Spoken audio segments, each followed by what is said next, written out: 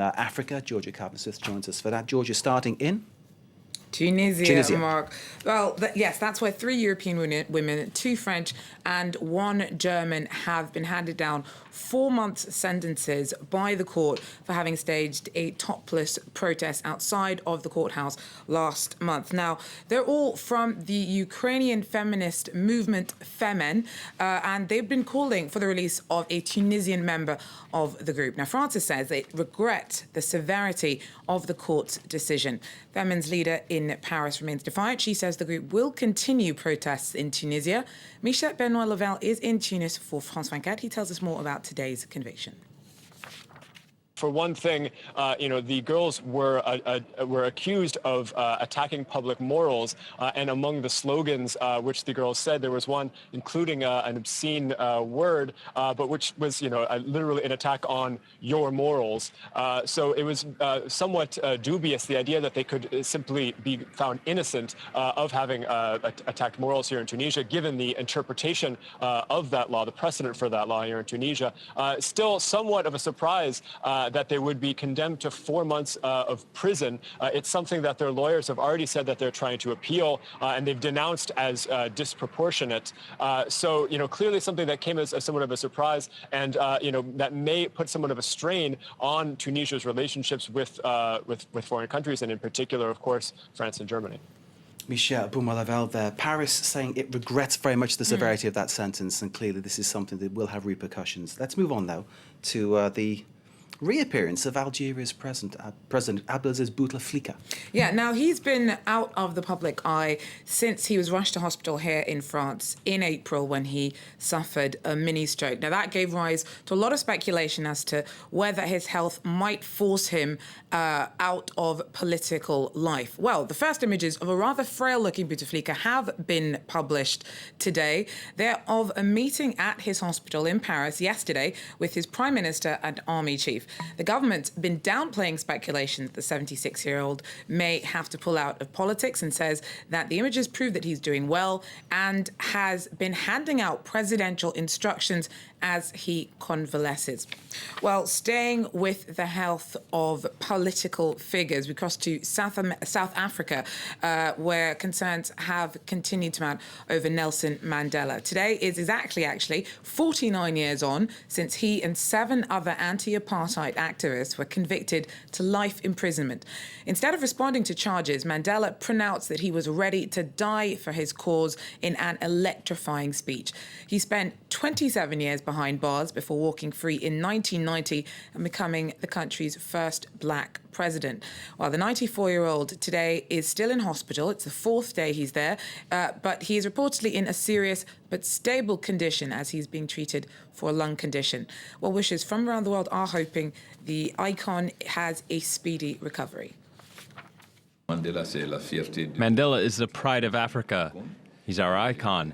We want God to help him live as long as possible because he's a symbol of another Africa. He represents the Africa that we want to have. His life achievements are extremely important, not only for the people of South Africa, but for the whole of Africa. We are all praying for him today so he can recover and leave the hospital. And Alpha Conde's used there, reflected by the whole Pan-African voice, I imagine. Everybody and all looking around the for world. that. Indeed. It really is a recovery that's being very closely watched internationally. Indeed. Now, I understand you got more news about the Democratic Republic of Congo.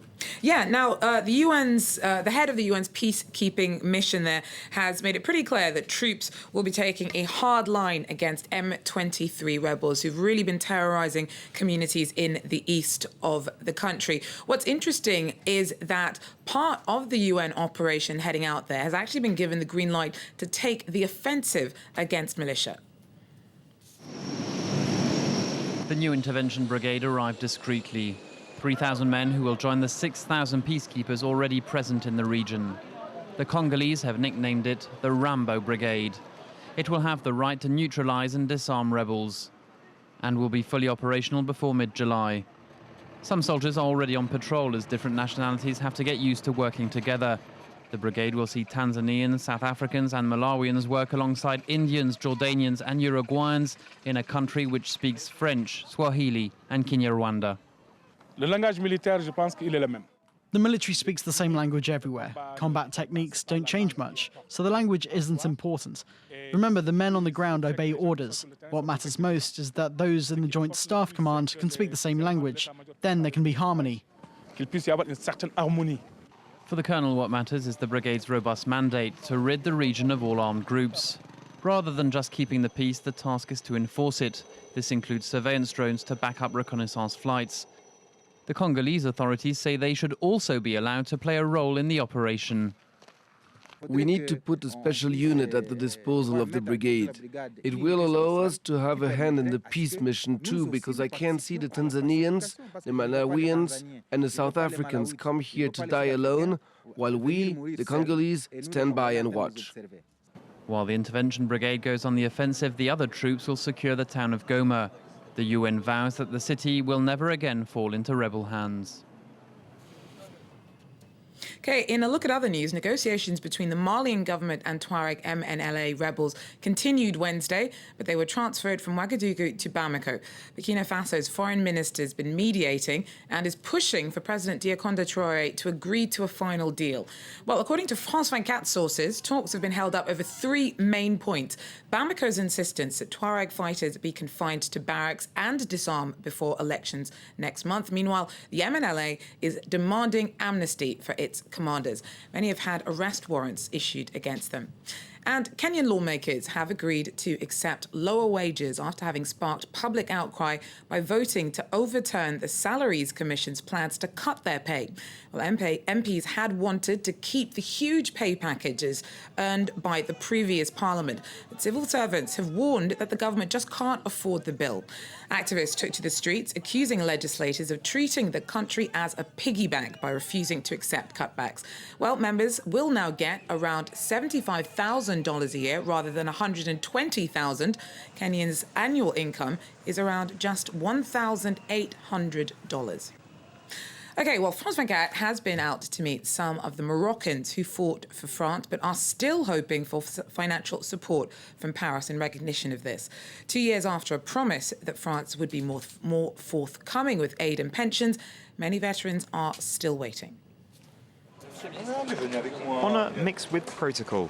On Tuesday, a group of Moroccan veterans met with the French minister. All of them had fought alongside French troops in the past and now receive special medical care in return for the sacrifices they made for France. Like this man who lost his leg on a landmine in Southeast Asia. Look at the state it's in. It's tired. Prosthetic limbs wear out pretty quickly. They have to be replaced every 5 years. This aging soldier served 7 years in the French army. For 2 years, he's been receiving a €1,300 pension, like a French citizen. I waited a long time, 25 years, for my disability to be properly recognized. But not everyone is so lucky. Widows of soldiers killed in the Second World War 60 years ago still haven't received any financial aid from France. My husband died. He served 13 years and 3 months in the French army. But they have given me nothing. Since 2011, Moroccan nationals who fought for France have the same rights as French soldiers. In theory, that includes their widows, but the process has moved slowly. Opening up these rights to people takes time. We have to consider these new rights, and this involves reviewing new cases. So it takes a little longer than expected. But these men, with an average age of 85, don't have time on their side. 2 years after France's promise of support, only half of all the Moroccan veterans have seen their pensions revalued.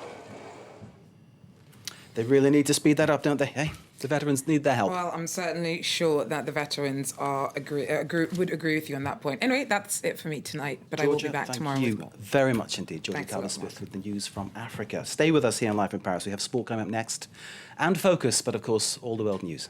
Stay with us.